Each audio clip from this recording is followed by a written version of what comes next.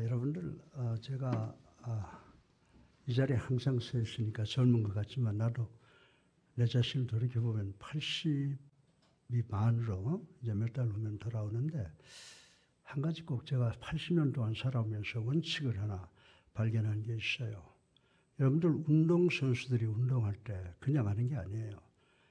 1년 12달 열심히 해도 운동 효과를 가지고 오지 못하는 게 있어요. 그것은 뭐냐면 역치, 운동을 해서 신진대사의 메타볼릭 레이트의 스타팅 포인트를 지나지 않으면 우리 몸에 운동 효과가 전혀 나지 않아요. 그래서 1년 12달 운동을 해도 그대로예요.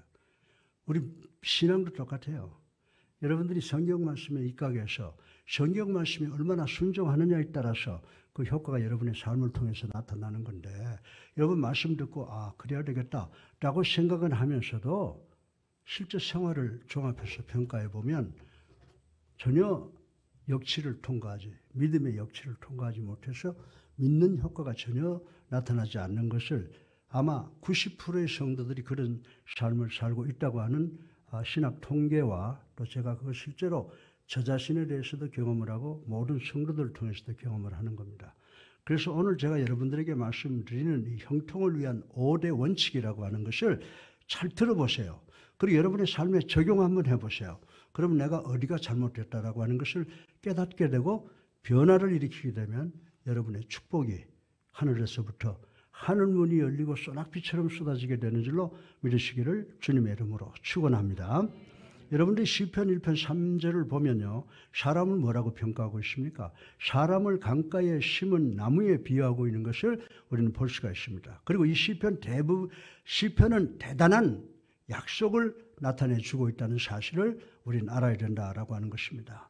그는 시냇가에 심은 나무가 철을 따라 과실을 맺고 그 잎이 마르지 않는 것처럼 하는 일마다 다 잘 될 것이다 라고 말씀을 하고 있습니다. 바꾸어서 말하면 형통하게 될 것이다 라고 성경은 말씀을 해주고 있습니다. 하나님께서는 여러분과 나에게 이렇게 당신의 백성들이 형통하기를 기뻐하십니다. 그런데 우리의 문제는 형통이 무엇인지 전혀 모르고 있다라고 하는 것입니다. 창세기 24장에 보면 형통이라는 단어의 의미는 하나님의 손이 여러분과 함께 하셔서 여러분이 원하는 일을 하게 하신다라고 하는 의미를 주고 있다라고 하는 것입니다. 이 형통, prosperity를 올바르게 이해하기 위해서 오늘 이 24장 전체의 배경을 우리는 이해를 해야 됩니다. 이 계열을 제가 여러분들에게 말씀을 드린다면, 하나님께서는 여러분에게 약속대로, 하나님께서는 아브라함에게 약속대로 이삭이라고 하는 아들을 주셨다고 하는 것입니다. 그런데 이 아들 이삭이 성장해서 결혼을 해야 했으므로 아브라함은 신부를 데려오기로 작정을 했습니다. 그런데 하늘에 계신 우리 아버지께서도 당신의 아들 예수 그리스도께서 이 지상에서 신부를 얻기 원하신다라고 하는 의미를 우리는 오늘 이 본문을 통해서 인식을 해야 된다라고 하는 것입니다. 예수 그리스도의 지상의 신부는 교회라고 하는 걸 우리 잘 알고 있습니다. 교회는 여러분 개개인입니다. 따라서 교회가 예수님의 신부라는 의미는 우리 모두가 예수 그리스도의 신부가 된다고 하는 의미를 갖고 있다고 하는 것을 깨달아야 된다라고 하는 것입니다. 본문으로 되돌아가 보면 아브라함은 신실한 종 엘리에셀을 선택하여 이삭의 신부감을 구해오는 사명을 주어서 보냈고, 엘리에셀은 가서 리브가라는 아름다운 신부감을 구해오는 것을 볼 수가 있습니다. 이 스토리가 24장의 개요라고 하는 것입니다. 그런데 본문의 아브라함은 하나님 아버지의 그림자, 성부 하나님의 그림자이시고, 이삭은 성자 하나님이신 예수 그리스도의 그림자이시고, 그리고 엘리에셀은 성령, 삼위 성령의 그림자로 보면은 틀림이 없다라고 하는 사실을 우리는 깨달아야 된다라고 말씀을 드릴 수가 있습니다. 본문의 엘리에셀이 성령의 그림자이고, 엘리에셀의 사명은 이삭의 신부를 찾는 것이라면, 21세기의 성령의 사명은 이 세상에서 예수 그리스도의 신부를 찾는 일이라고 하는 것을 우리는 알 수가 있습니다. 그런데 24장의 보면은 하나님께서는 엘리에셀을 어떻게 하시겠다고 그랬어요? 형통하게 하셨습니다. 또한 엘리에셀은 내게 형통한 길을 주셨으니라고 하나님께 감사했다는 말씀이 기록되어 있습니다. 우리는 이 말씀에 의지해서 오늘 설교 본론으로 형통의 5대 원칙을 생각해보고 은혜 받기를 주님의 이름으로 축원합니다. 오늘 설교 본론의 첫째로 형통의 첫째 원리는 우리 모두가 삶의 목표를 정하는 것임을 생각을 해보겠습니다. 삶의 목표를 정하는 것임을 생각해 보겠습니다. 여러분이 형통하기를 원하면 여러분을 앞으로 전진하게 하는 동력이 있어야 하는 것입니다. 모든 사람은 앞으로 전진해야 되는데 하나님께 주신 동기가 있어야 하고 또 자신을 위한 목표가 분명히 있어야 된다고 성경은 우리들에게 가르쳐주고 있습니다. 우리 다 같이 창세기 24장 4절을 함께 읽어보겠습니다. 시작. 내 고향 내 족속에게로 가서 내 아들 이삭을 위하여 아내를 택하라. 아멘이죠. 예. 본문의 말씀을 보면 엘리에셀은 아브라함의 아들 이삭을 가나안 여자와 결혼시키지 말고 아브라함의 고향에 가서 신부를 구해야 하고 구해야 하는 분명하고 확실한 목표가 주어진 것을 볼 수가 있습니다. 그러면 한 가지 여러분들에게 질문을 하겠습니다. 여러분은 이 세상을 살아가면서 여러분의 목표가 있습니까? 여러분은 호흡을 하니까 숨을 쉬고 있는 것입니까? 살기 위해서 먹습니까? 먹기 위해서 삽니까? 아니면 여러분은 단지 이 빌어먹을 놈의 세상 될 대로 되라 라고 이를 갈면서 참고 살아가고 계십니까? 여러분의 삶의 형편이 어려우면 어려울수록 분명하고 더 확실한 목표를 가지시기를 주님의 이름으로 축원합니다. 대부분의 사람들은 확고한 목표를 쓰라고 하면 이것도 자기의 목표 같고 저것도 자기의 목표 갖고 해서 주저하는 경우가 많다는 것을 우린 잘 알고 있습니다. 어떤 개인도 그리고 기관도 목표가 있어야 성공할 수가 있다고 성경은 우리들에게 분명히 오늘 본문을 통해서 가르쳐주고 있습니다. 우리 교회가 1979년 3월 19일 주일에 한양대학교 관사 25평짜리 아파트 거실에서 첫 개척 예배를 드렸습니다. 그 교회 건축 목표를 설정하고 계속 기도드리면서 강북 그리고 강남으로 이사를 오고 갔지만 하나님께서 우리의 기도를 응답하셔서 1988년 8월에 이 땅의 축복을 받은 것을 대부분의 성도가 다 이해를 하고 있습니다. 불타는 분명한 목표 달성에 소원을 넣고 기도할 때 하나님은 우리의 기도에 맞게 응답하시는 줄로 믿으시기를 주님의 이름으로 축원합니다. 제가 말씀드리는 것은 여러분의 삶의 목표는 분명하고 확실해야 된다는 것입니다. 여러분이 이런 목표가 없다면 여러분은 캄캄한 밤에 지도와 나침반이 없는 배와 같다는 사실을 우리는 알아야 된다고 하는 것입니다. 이 세상에 실패를 계획하는 사람은 없습니다. 있다면 아무것도 계획하지 않는 사람이 있을 뿐입니다. 여러분은 목사님은 목사이니까 목표가 분명히 있을 것입니다 라고 하는 분이 계실 것입니다. 그러나 보통 직장인과 사업인도 어머니도 학생도 그리고 우리 인간 모두는 생활 속에 분명한 목표가 있어야 합니다. 더 나아가서 교회도 분명한 목표를 가져야 되는 것입니다. 그러나 여러분은 목표를 설정할 때 잘못된 목표에 대한 인식이 있어야 됩니다. 성공이라는 것이 무엇입니까? 많은 사람들이 성공에 대해서 오해를 하고 있다는 사실을 우리는 알아야 됩니다. 어떤 사람이 만약 당신이 이 세상에서 최고의 거부가 되면 당신은 최고로 성공한 사람입니다 라고 했습니다. 그때 또 다른 친구가 아니요. 당신이 이 세상에서 최고로 유명한 스타가 될 때 당신은 성공한 사람이요 라고 하는 사람이 있었습니다. 그런데 또 한 사람은 아니요. 당신이 이 세상에 아무리 돈을 많이 벌고 아무리 유명해진다고 하더라도 최고의 권력자가 돼야 당신은 성공한 것이요 라고 이야기를 했다고 하는 것입니다. 사랑하는 성도 여러분, 이런 시각은 세상적 시각으로 보는 성공이라고 말씀드릴 수가 있습니다. 여러분은 대단한 갑부가 될 수가 있습니다. 여러분은 유명해질 수가 있습니다. 그리고 여러분은 막강한 권력을 잡을 수가 있습니다. 그러나 실패한 성공자가 될 수 있다는 사실을 우리는 상식적으로 알고 있다라고 하는 것입니다. 잘 들으시기 바랍니다. 성공의 정의는 하나님께서 기뻐하시는 일을 하는 것인 줄로 믿으시기를 주님의 이름으로 축원합니다. 그러나 실패의 정의는 잘못된 성공이라고 정의를 내릴 수가 있습니다. 실패는 잘못된 일에 성공하는 것입니다. 저는 오늘 새해를 맞이하고 셋째 주일이 지나가고 있는 우리 성도들에게 묻습니다. 여러분은 왜 해야 되는가에 대한 동기가 있습니까? 값어치 있는 목표를 가졌습니까? 여러분의 삶의 동기의 목표는 하나님께서 여러분에게 주신 것입니까? 아무도 몇 사람만 이해하는데 그렇습니다. 내가 살아가는 동기가 하나님이 주셔야 돼요. 저 매일매일 고통을 당하고 있습니다. 듣기는 소식마다 고통스럽습니다. 그러나 내가 살아야 되고 내가 일해야 되는 목표, 동기를 하나님이 주셨기 때문에 견뎌온다고 하는 것은, 그리고 하나님께 승리하게 해주셨다는 것을 제가 여러분들에게 말씀을 드리고 싶은 것입니다. 사랑하는 성도 여러분, 여러분은 불투명하고 불균형적이고 무가치한 목표가 무엇인지 선별하시는 능력을 갖기를 바랍니다. 여러분은 여러분의 삶 전반에 걸친 목표가 필요합니다. 육체적으로, 재정적으로, 그리고 영적으로만 각각 목표를 가져서는 안 됩니다. 여러분의 삶의 전반에 걸친 목표를 가져야 된다고 말씀을 드리고 싶은 것입니다. 그래서 하나님께서 여러분에게 두 다리를 주셨다는 것을 아셔야 됩니다. 제가 한양대학교 배구 단장으로 있을 때 배구팀 성적표를 띄어서 감독과 함께 보았습니다. 체육 성적 A를 제외하고는 전부 다 D에다가 F였습니다. 그래서 제가 송만덕 코치를 보고 당신의 소감은 어떠소? 라고 물었습니다. 그랬더니 그 코치는 저를 보더니 제가 보기로는 우리 선수들이 한쪽으로만 정력 투구를 한 것 같습니다. 라고 답변을 했습니다. 사랑하는 성도 여러분, 여러분의 목표는 삶 전체의 균형이 맞아야 되는 줄로 믿으시기 바랍니다. 여기 운동선수도 운동만 하고 사는 줄 아세요?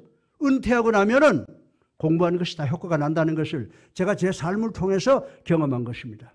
제가 말씀드린 의도는 여러분은 불투명한, 그리고 한쪽으로 기운 목표를 가져서는 안 된다고 하는 것을 성경이 우리에게 가르쳐주고 있다고 말씀을 드리고 싶은 것입니다. 그러나 본문에 등장하는 엘리에셀은 균형 있는 목표가 무엇인지를 분명하게 알았습니다. 따라서 여러분도 여러분의 삶 속에 전반적으로 분명하고 균형 있는 목표를 설정하시기를 주님의 이름으로 축원합니다. 제가 금년에 우리 교회를 위해서 세운 목표가 무엇인지 아십니까? 저는 금년 우리 교회 목표를 진리를 선포함으로 생명으로 인도하는 교회로 정했습니다. 여러분들, 이것이 제가 원하는 예수사랑교회 금년 목표입니다. 이 목표를 달성하게 되면, 성취하게 되면 우리들의 삶의 전반적 목표도 함께 성취할 수 있는 전반적 목표라고 저는 성경을 여러 군데 보고 찾아낸 말씀이라고 하는 것입니다. 사랑하는 성도 여러분, 여러분에게 질문하겠습니다. 여러분 모두가 앞으로 나가고 계십니까? 아멘. 그리고 여러분의 여정 끝 어디에 도착할 것 같습니까? 지금 제가 여러분들에게 말씀드린 것은 천국이냐 아니면 지옥이냐를 말씀드리고 있다는 사실을 알아야 됩니다. 여러분이 목표를 성취했다면 무엇을 소유하고 있습니까? 그리고 여러분이 원하는 것을 소유했다고 가정을 해보십시다. 그러면 대단히 큰 질문이 생겨나게 됩니다. 여러분이 소유하고 있는 그것이 예수님의 십자가의 죽음의 대가를 치를 만한 것인가를 생각해보는 우리가 되어야 되는 줄로 믿으시기를 주님의 이름으로 축원합니다. 그러므로 금년의 형통을 위한 원리는 분명하고 가치 있는 목표를 세우는 것임을 깨닫는 우리 성도님들 되시기를 주님의 이름으로 축원합니다. 둘째로 그 목표 성취를 위해서 여러분이 현재 여건과 형편을 평가해야 됨을 생각을 해보겠습니다. 엘리에셀은 자기의 목표가 무엇인지 분명히 알고 있었습니다. 그러나 그는 자기의 현재 위치가 어디에 있는가를, 현재 여건과 형편을 알아야 했었습니다. 그래서 엘리에셀이 아브라함에게 질문을 합니다. 우리 다 같이 5절을 함께 읽어보겠습니다. 시작. 종이 이르되 여자가 나를 따라 이 땅으로 오려고 하지 아니하거든 내가 주인의 아들을 주인이 나오신 땅으로 인도하여 돌아가야 하리까. 아멘? 아멘이죠? 이해가 안 됩니까? 다시 말해서 리브가가 나와 함께 오지 않으면 내가 이삭을 데리고 리브가에게 가야 합니까? 라고 지금 묻는 것입니다. 그리고 엘리에셀이 주인이여 당신은 저보고 한 번도 가보지 못하는 곳에 가서 한 번도 만난 일이 없는 교수를 만나서 그녀를 설득시켜서 부모 형제를 떠나 이곳에 데리고 와서 그 교수가 한 번도 만나본 일이 없는 당신의 아들과 결혼을 하게 하라고 하시는 것입니까? 라고 질문을 정확하게 하고 있는 것입니다. 여러분들 뭐 일을 맡아놓으면요, 질문을 안 하고 그냥 넘어가면요, 다 만들어 놓은 것이 허사가 돼서 다른 사람이 밤새도록 일을 해야 되는 그런 경우가 생긴다는 것을 여러분 기억해야 된다라고 하는 것입니다. 사랑하는 성도 여러분, 여러분 오늘 아침 여러분이 어디로 가고 있는가가 아니라 여러분이 지금 어디에 있는가를 먼저 점검해 보셔야 된다라고 하는 것입니다. 오늘 아침 여러분의 삶을 위한 재고가 어떻게 되어 있는가와 여러분의 현 주소가 어디에 있는가를 분명히 점검을 해볼 필요가 있습니다. 아주 오랜 친구가 저에게 전화를 걸어서 이강평 목사, 내가 자네의 집에 가기를 원하는데 어떻게 해야 자네 집에 갈 수 있느냐라고 물었다고 가정을 해보겠습니다. 그러면 제가 처음으로 묻는 질문은 뭘 것 같아요? 당신 지금 어디에 있어? 라고 물을 것이라고 하는 것은 상식이라고 하는 것입니다. 왜 그렇습니까? 그 친구가 어디에 있는가를 먼저 알기 전에는 내가 그 사람에게 우리 집에 오는 길을 안내할 수가 없기 때문이라고 하는 것, 상식이라고 하는 것입니다. 여러분이 가고자 하는 목적지는 여러분의 현재 위치를 알기 전에는 갈 수가 없습니다. 이 사실은 분명한 것입니다. 우리는 우리 자신의 재고를 자세하게 점검해보고 우리가 어디에 있는가를 먼저 진단해 보아야 한다라고 하는 것입니다.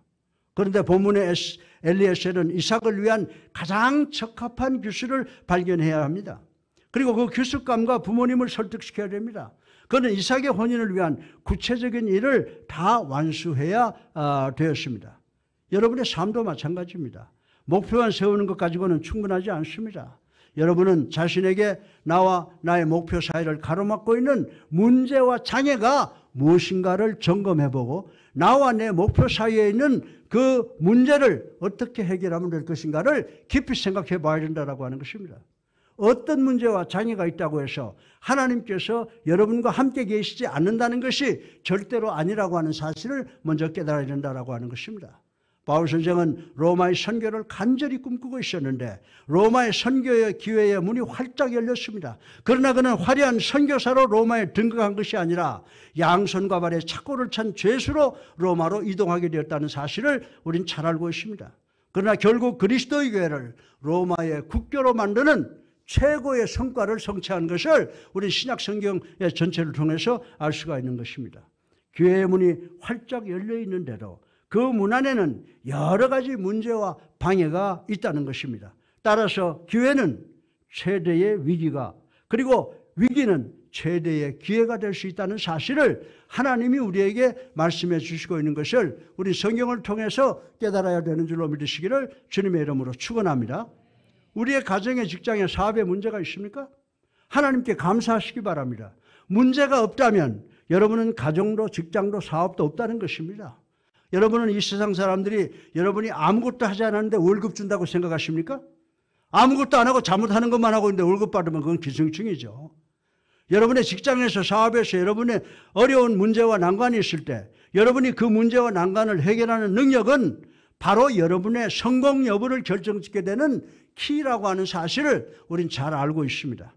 여러분들은 우리 교회에 십자가의 네온사인이 들어올 때를 기억하십니까? 이 교회가 그곳에 그냥 세워진 줄 아십니까? 우리 교회가 그곳에 세워지기 위해서 대단한 어려움을 여러 사람이 극복했다는 것을 우리는 간과할 수가 없는 것입니다. 우리 교회가 이렇게까지 되기까지는 배후 위에서 고생한 분들이 참으로 많다는 것을 우리는 깨달아야 됩니다. 여러분, 사랑하는 성도 여러분, 여러분의 성장이나 여러분이 속한 조직이나 기관에 문제가 없다면 그것은 문제가 없는 것이 아닙니다. 그것은 여러분이 속한 조직이나 기관에 여러분들이 아닌 다른 사람들이 문제를 해결하기 위해서 수많은 고통과 눈물을 흘렸다는 사실을 깨달아야 된다는 사실을 우리는 알아야 된다고 저는 말씀드리고 싶은 것입니다. 여러분이 월급을 받는 일을 한다든지 사업을 하면 여러분은 문제를 만나게 될 것이고 그 문제 해결은 여러분의 몫이라고 하는 것입니다. 따라서 여러분 자신을 살펴보고 여러분의 현 위치가 어딘가를 분명히 직시하시는 우리 모두가 되어야 됩니다. 그리고 그 문제 해결을 위한 계획을 수립하시기를 간절히 바랍니다. 창세기 24장 10절에 보면요, 그 종은 주인의 낙타 10마리의 여러 가지 좋은 물건을 싣고 메소포타미아로 가서 나홀이 사는 성에 이르렀다라고 하는 말씀이 계속 이어지고 있는 것을 볼 수가 있습니다. 엘리에셀은 자신의 현 위치와 문제를 이해했고 그 문제 해결을 위해서 계획을 세웠습니다. 이 사람은 이삭을 위한 천생배필을 발견하리라고 마음을 굳게 먹었습니다. 그리고 자기는 그 규수 집에 가서 하나님의 약속을 먼저 전해주고 규수의 부모에게 청혼 허가를 받아 그 규수를 이삭에게 데리고 오겠다는 치밀한 계획을 세웠다는 것을 오늘 본문을 통해서 우리는 알 수가 있습니다. 사실 계획이라고 하는 것은요, 성취하지 못하면 잘못된 것일 수도 있습니다. 그리고 계획은 대단히 영적이라고 하는 것입니다. 하나님께서 여러분과 저의 구속을 만세전에 계획을 하셨다고 성경은 이야기를 하고 있습니다. 예수님께서 이런 비유의 말씀을 하셨습니다. 방주를 짓기 원하는 사람은 앉아있지를 않는다. 그는 먼저 예산을 수립하고 건축 계획을 세운다라고 말씀했습니다. 계획에 실패하는 사람은 계획 수립이 이미 실패한 것이라고 하는 것 우리 잘 알고 있습니다. 교회도 계획을 수립합니다. 여러분은 모든 것이 그날 갑자기 생겨났다고 생각을 하십니까? 여러분이 어떤 행사를 하나를 보면은 그것은 제 머릿속에 벌써 수년 전에 이미 구상하고 계획한 것이 이루어진 것이라는 사실을 알아야 된다라고 하는 것입니다. 계획은 어디에서 진행됩니까? 계획은 기도 안에서 진행된다는 것을 우리는 알아야 됩니다. 그런 후 사건을 우리가 보게 되는 것입니다. 문제나 난관이 있다고 해서 성취가 불가능한 것은 절대로 아니라는 사실을 우리는 믿어야 되는 줄로 믿으시기 바랍니다. 어떤 남자가 한 손에는 돼지를 안고 또 한 손에는 닭과 바구니를 들고 있었습니다. 그런데 이 남자가 아름다운 여인에게 시청으로 가는 길을 묻고 있습니다. 이 아름다운 여인은 이 길로 쭉 가다가 오른쪽으로 쭉 돌아서 가면 왼쪽으로 돌아서 가면 시청이 됩니다라고 이야기를 했습니다. 이 말을 들은 남자는 그렇게 되면 대단히 머니까 요 숲속으로 질러서 가면 안 될까요? 라고 물었습니다. 그때 그 아름다운 여자는 숲속으로 가면 가깝긴 하지만은 길을 잃을 가능성이 있어서 안 됩니다 라고 했습니다. 그 말을 들은 남자는 당신도 그 방향으로 가는 것 같은데 나와 함께 같이 갈 수가 없습니까? 라고 물었습니다. 그 여자는 그렇게 할 수 없다고 고개를 절레절레 저었습니다. 이 남자는 왜 그러냐고 물었습니다. 그 여자는 숲속에 들어가면 당신이 나한테 뽀뽀를 하려고 하기 때문에 안 되는 것입니다 라고 이야기를 했습니다. 그 말을 듣는 남자는 절망했을까요? 아니에요. 그 말을 듣는 남자는 여보시오, 전혀 난 한 손에 돼지를 안고 있고 또 한 손에는 닭과 바구니를 들고 있으니 어떻게 내가 이 손에 양쪽에 모든 걸 다 들고 있는데 처녀에게 입을 맞추려 하겠습니까? 천부당 만부당합니다 라고 했습니다. 그 말을 들은 처녀는 이렇게 말을 했습니다. 저는 그렇지 않다고 생각합니다. 당신이 닭을 땅에 내려놓고 그 닭 위에 바구니를 덮어놓고 그리고 내가 그 돼지를 안고 있으면 당신은 내게 와서 뽀뽀를 할 수가 있기 때문입니다 라고 하더라는 것입니다. 이해가 갑니까? 예, 고도의 그 지능이 필요해. 이 말씀을 이해하려면요. 어려움과 난관이 있다고 해서 성취가 불가능하다라고 하는 것이 아닙니다. 여러분은 그 난관을 어떻게 극복하는가에 대해서 현재 형편과 여건을 살피고 그 문제 해결을 위해서 계획을 세워야 된다고 하나님께서 오늘 본문을 통해서 우리에게 교훈하고 있는 줄로 믿으시기를 주님의 이름으로 축원합니다. 셋째로 여러분은 자신감을 발전시켜야 됨을 생각해 보겠습니다. 우리들 중에 많은 사람들은 우리는 할 수 없다고 단념하는 경우가 있습니다. 우리는 하나님께서 우리의 형통을 원하지 않는다고 생각하는 경우가 있습니다. 그러나 여러분의 자신감을 발전시켜야 됩니다. 그러면 여러분의 자신감을 어떻게 진척시킬 수가 있습니까? 먼저 우리에게는 하나님의 약속이 있는 줄 믿으시기를 주님의 이름으로 축원합니다. 여러분은 하나님의 말씀 속에 약속을 갖고 있습니다. 본문 5절에 보면 그 종은 여자가 나를 따라 이 땅으로 오려고 하지 않으면 어떻게 합니까? 그때 내가 주인의 아들을 데리고 주인이 나오신 땅으로 돌아가야 합니까? 라고 질문을 했습니다. 그러나 6절부터 7절에 보면 아브라함이 대답을 하는 말씀이 기록되어 있습니다. 우리 다 같이 6절로 7절을 한번 읽어보겠습니다. 시작. 아브라함이 그에게 이르되 내 아들을 그리로 데리고 돌아가지 아니하도록 하라. 하늘의 하나님 여호와께서 나를 내 아버지의 집과 내 고향 땅에서 떠나게 하시고 내게 말씀하시며 내게 맹세하여 이르시기를 이 땅을 내 씨에게 주리라 하였으니 그가 그 사자를 너보다 앞서 보내실지라 내가 거기서 내 아들을 위하여 아내를 택할지니라. 아멘. 아멘. 하나님의 이 말씀의 의미는 우리는 하나님의 말씀 안에 우리를 향한 약속이 있다는 말씀인 줄로 믿으시기를 주님의 이름으로 축원합니다. 그래서 여호수아 1장 8절에 보면요, 이렇게 말씀하고 있습니다. 이 율법책을 항상 읽고 밤낮으로 묵상하며 그 가운데 기록된 것을 하나도 빠짐없이 지켜라. 그래야 내가 잘되고 성공할 것이다 라고 하는 말씀을 기록해 놓은 것을, 하나님의 약속을 기록해 놓은 것을 우리 읽어볼 수가 있게 되는 것입니다. 그러므로 우리는 이 말씀 속에는 약속을 이해하고 믿고 하나님 앞에 겸손하게 그 약속을 기다리는 지혜와 인내가 있어야 되는 줄로 믿으시기를 주님의 이름으로 축원합니다. 그리고 그 말씀 속에는 예언적 요인이 우리에게 있습니다. 여러분은 세상을 살아가며 내가 왜 여기에 있는가? 내가 왜 이것을 하는가? 내가 이것을 한다고 오는 순이익이 무엇이냐라고 질문할 때가 많이 있을 것입니다.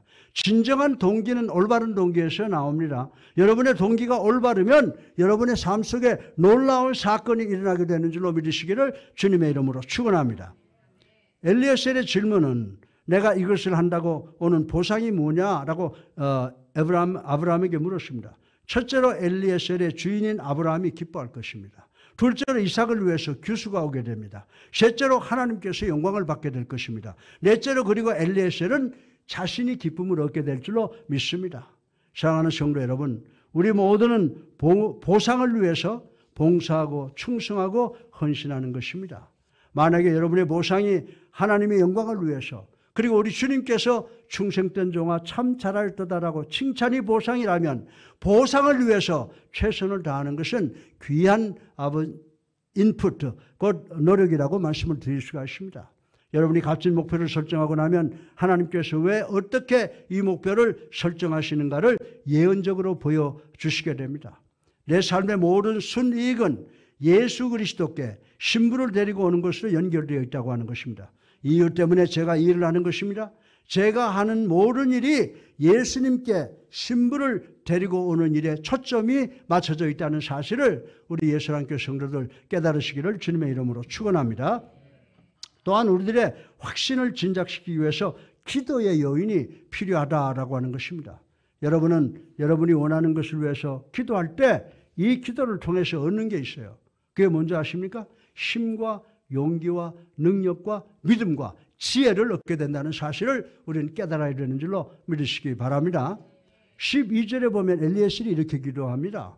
우리 주인 아브라함이 하나님 여호와여, 내가 맡은 일을 성공적으로 수행할 수 있게 하셔서 나의 주인 아브라함에게 은혜를 베푸소서. 아멘이죠. 그래서 여러분과 저도 제가 간절히 기도할 목표를 가져야 되는 줄로 믿으시기 바랍니다. 여러분이 용기를 높이고 동기를 진작시키고 앞으로 나가기를 원해서 능력과 지혜를 간절히 기도하면 여러분이 혼자가 아니라는 것입니다. 여러분이 기도하면 하나님께서 여러분 편에 계시는 줄로 믿으시기를 주님의 이름으로 축원합니다. 그래서 바울 선생은 빌립보서 4장 13절을 통해서 나는 나를 사랑하여 내게 힘주시는 예수 그리스도 안에서 모든 것을 할 수 있느니라 라고 선포하신 줄로 믿으시기 바랍니다. 우리는 우리의 확신을 공고하기를 원합니다. 약속과 예언 그리고 기도의 여인이 있습니다. 이 여인을 잘 깨달아야 됩니다. 예수님께서 마태복음 11장 24절에 뭐라고 그랬습니까? 너희가 기도하고 구하는 것은 무엇이든지 받은 줄로 믿어라. 그리하면 그대로 될 것이니라. 아멘. 이 말씀을 확실하게 믿는 여러분 되시기를 주님의 이름으로 축원합니다. 넷째로 여러분은 여러분의 인격과 인품을 훈련을 통하여 강화시켜야 됨을 생각해 보겠습니다. 여러분은 본문을 통해서 엘리에셀이 자신의 인격과 인품을 훈련시키는 것을 통해서 강화되게 한 모습을 보아야 됩니다. 엘리에셀은 훈련을 통하여 자신의 결심을 굳게 했습니다. 우리 다 같이 21절을 읽어보겠습니다. 시작. 그 사람이 그를 묵묵히 주목하며 여호와께서 과연 평탄한 길을 주신 여부를 알고자 하더니. 아멘. 이 말씀의 배경은 엘리에셀이 리브가를 관찰하는 것입니다. 그리고 이 규수가 이삭의 아내가 되었으면 참 좋겠다라고 생각을 했습니다.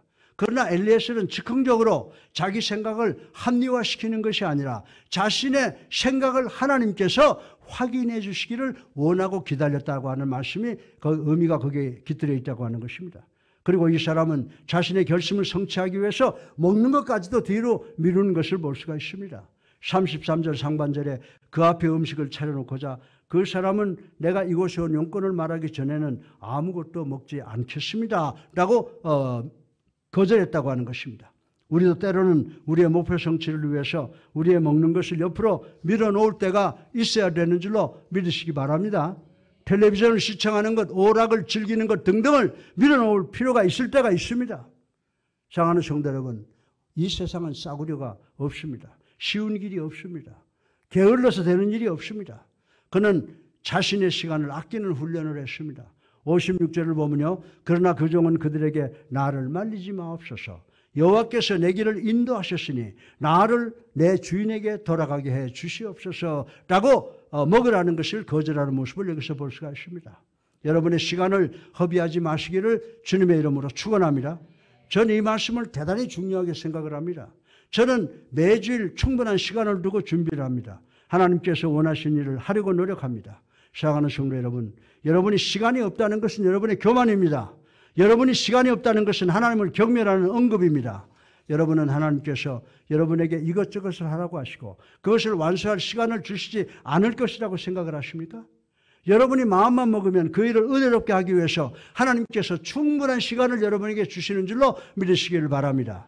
여러분의 시간을 허비하거나 낭비하지 마시길 바랍니다. 제가 지금 말씀드린 요지는 여러분의 개성과 성품을 강화하라는 것입니다. 싸구려 일은 없습니다. 쉬운 길은 없습니다. 그리고 게으름으로 해결할 길은 없다라고 하는 것입니다. 그러므로 여러분은 새해를 위해서 여러분 자신에게 질문하셔야 됩니다. 여러분은 개인적으로 여러분의 인격과 인품 중에 어느 부분이 제일 약합니까? 어느 부분이 성숙하고 성장해야 됩니까? 여러분의 길에 장애물이 있습니까? 자세히 보시길 바랍니다. 그 장애는 어쩌면 여러분의 개성과 인성 때문이 아닌가 싶습니다. 어떤 경우에는 훈련이 부족해서일 수도 있습니다. 그러면 자신에게 물어보십시오. 어느 부분이 성장하고 성숙해야 됩니까? 만약에 여러분의 전문 지식이 개인적 인격보다 앞서간다면 여러분은 스트레스를 받게 될 것입니다. 그리고 여러분 주변 사람들에게도 스트레스를 주게 된다는 사실을 알아야 된다라고 하는 것입니다. 여러분은 예수 사랑교회에 대해서 무엇을 느끼고 계십니까? 이 교회가 계속해서 성장하기를 원한다면 나도 여러분도 계속 성장해야 된다고 저는 확실하게 말씀을 드리고 싶은 것입니다. 교회가 성장해야 되는데 내가 토끼처럼 경기도 중에 낮잠을 잘 수가 없습니다. 성공이나 형통이 궁극적 최고는 아닙니다. 따라서 나는 내 개성과 인성을 강화시켜야 됩니다. 이 말씀의 의미는 나는 값을 치러야 된다는 것입니다. 53절에 금은 폐물과 의복을 꺼내 리브가에게 주었으며 또 그녀의 오빠와 어머니에게도 값진 선물을 주었다라고 하는 말씀이 기록되어 있습니다. 본문의 서두에 보면 아브라함이 자신의 종을 보내면서 낙타와 온갖 보물과 귀한 옷을 다 주어서 보냈습니다. 아브라함은 자신의 심부름을 가는 종에게 빈손으로 가지 않게 하고 많은 선물꾸러미기를 보내주었다라고 하는 것을 우리는 여기에서 알 수가 있는 것입니다. 하나님께서도 여러분이나 저를 예수 그리스도의 신부를 데리고 오는 사역에 사용하시기를 원하실 때 우리에게 시간도 선물도 능력도 주시지 않으면서 명령만으로 하실 것으로 생각을 하십니까? 하나님께서는 우리 모두에게 성령의 은사를 주신 줄로 믿으시기 바랍니다. 그러나 이 은사는 선물이지만 결국 도구라고 하는 것입니다. 우리는 하나님께서 주신 은사가 무엇이든지 사용을 해야 됩니다. 하나님께서 주신 은사를 사용하는 것은 하나님께 영광을 돌리는 일입니다. 우리가 하나님께서 주신 은사를 사용하는 것은 그 사역을 치르기 위한 값을 하나님께서 감당하셨다는 사실을 깨달아야 되는 줄로 믿으시기 바랍니다. 우리 주변에 하나님께서 주신 은사를 낭비하는 사람이 많이 있습니다. 하나님께 은사는 많이 받고 주는 것에 매우 인색한 사람들이 많이 있다고 하는 것을 부인할 수가 없습니다. 우리는 하나님께서 우리에게 주신 은사를 우리의 인격과 인품을 강화하기 위해서 모든 것을 바쳐야 됨을 명심하시기를 주님의 이름으로 축원합니다. 마지막으로 여러분의 친구를 동원하셔야 됨을 생각해 보고 있습니다. 시간 관계상 성경 말씀을 다 읽을 수가 없습니다. 엘리에셀이 이 사명을 받고 갈 때 사명은 혼자서 하는 일이 아니라는 것을 깨달았습니다. 엘리에셀은 이삭의 신부를 데리고 오기 위해서 리브가의 아버지와 어머니 그리고 그녀의 형제까지도 다 동원해서 도움을 받아야 된다는 것을 깨닫게 되었습니다. 여러분 혼자서는 아무것도 할 수가 없습니다. 고집 부리지 마세요. 이기적 되지 마세요. 우리들이 하나님의 사역을 감당함으로 형통하게 될 때 하나님께서 무엇을 하시는지를 아십니까? 하나님께서 이 자리에 모인 우리 모두가 서로 의지하고 협력하게 하시는 줄로 믿으시기 바랍니다. 그래서 우리 교회가 적을 갖고 있는 것입니다. 눈이 선보고 야 나는 내가 필요 없다라고 할 수가 있습니까? 귀가 발보고 나는 내가 필요 없다라고 할 수가 없는 것입니다. 나는 저 사람이 필요하다. 저 사람이 내 오른팔이야, 왼팔이야. 하나님 저 사람을 보내주신 것을 감사합니다라고 하는 생각을 가져야 된다고 오늘 성경은 우리에게 가르쳐주고 있습니다. 여러분은 예수사랑교회가 한 사람에 의해서 좌지우지 되는지 아십니까? 한 사람이 좌지우지한다면 우리 교회는 벌써 문을 닫았을 것이라고 저는 생각을 합니다. 하나님께서 우리 모두를 함께 일하도록 묶어주신 줄로 믿으시기 바랍니다. 여러분 중에 나는 저 사람이 이 사람이 필요 없다라고 하는 분이 계신다면 그런 사람들은 성공할 수도 형통할 수도 없습니다. 여러분 자신의 마음에 손을 뻗고 한번 생각을 해보시기 바랍니다. 내가 협력을 잘하는 사람인가? 나는 내가 다른 사람을 잘 모으는 사람인가? 내가 주변 사람들을 화목해 하는 사람인가? 내가 고난을 잘 양보하는 사람인가를 생각해 보세요. 내가 한 것은 꼭 다 성취된다고 생각하면 그건 큰 오산이에요. 지도자도 다 못해요. 나는 몇 번 밀어보고 고집하면 그래 그럼 그렇게 한번 해봐. 그런 것이 제 생활의 90%예요. 예. 여러분들 무슨 일을 할 때 상대방이 나보다 더 좋은 생각을 가지고 있을 수 있다는 것을 늘 생각하고 들어가시는 여러분 되시기를 바랍니다. 전 여러분을 볼 때마다 우리 모두가 협력하여 일한다면 엄청난 결과를 만들어낼 수 있다는 확신이 생겨납니다. 눈과 발 하나가 따로따로 할 수 있는 것은 아무것도 없습니다. 그러나 눈과 발이 뭉치면은 길을 막고 산사태를 열고 우리가 불가능하다고 생각하는 일을 가능케 하는 역사가 우리 교회에 일어나는 줄로 믿으시기를 주님의 이름으로 축원합니다. 사랑하는 성도 여러분, 우리 모두 합력하십시다. 하나님께 우리를 모이게 하셨습니다. 이것이 형통의 5번째 원리임을 깨달으시기를 주님의 이름으로 축원합니다. 결론입니다. 5가지의 원리는 하나님의 말씀에서 발견될 수가 있습니다. 순이익은 이것입니다. 우리 인간들은 순이익에 대한 지대한 관심을 갖고 있습니다. 성경에 보면 우리 주님께서 어느 미련한 농부의 이야기를 들려주셨습니다. 이 농부는 곡간에 크게 고쳐짓고 그 곡간 안에 풍요한 곡식을 다 채웠습니다. 우리나라식으로 말하면 이 사람이 투자한 증권과 코스닥이 천정부지로 뛰어올랐다고 하는 것입니다. 그런데 우리 주님께서 이 사람이 곡간을 열고 새로 지었다고 하셨습니다. 그리고 그의 입은 귀미까지 찢어져 내 영혼아 내가 많은 것으로 여러 해 동안 먹을 것을 쌓아놓았으니 이제는 편히 쉬자라고 하였다고 했습니다. 그때 우리 하나님께서 뭐라고 말씀했는지 아세요? 미련한 자여 오늘 밤 내가 내 영혼을 취하여 가면 그 모든 것이 누의 것이 되겠느냐라고 하셨습니다. 사랑하는 성도 여러분, 이 사람이 바로 성공한 바보라고 하는 것입니다. 여러분은 진정한 성공이 무엇인지 깨달으시기를 주님의 이름으로 축원합니다. 여러분의 삶을 위한 하나님의 뜻을 깨닫는 것이 진정한 성공이라고 하는 것입니다. 실패는 인생의 마지막에 잘못된 성공이라고 정의할 수가 있습니다. 머지않아 우리의 생각보다 가까운 장래에 우리는 하나님 앞에 서게 될 것입니다. 여러분이 그 일을 위해서 이 세상을 떠나갈 때 여러분의 모든 소유를 다 두고 떠나가게 됩니다. 반면에 여러분이 향한 모든 것을 가지고 돌아가게 됩니다. 그리고 그날에 여러분이 형통했는가, 성공했는가, 아니면 실패했는가를 깨닫게 될 것임을 명심하셔서 하나님의 말씀에 절대 순종하는 우리 예수님께 성도님들 되시기를 주님의 이름으로 축원합니다.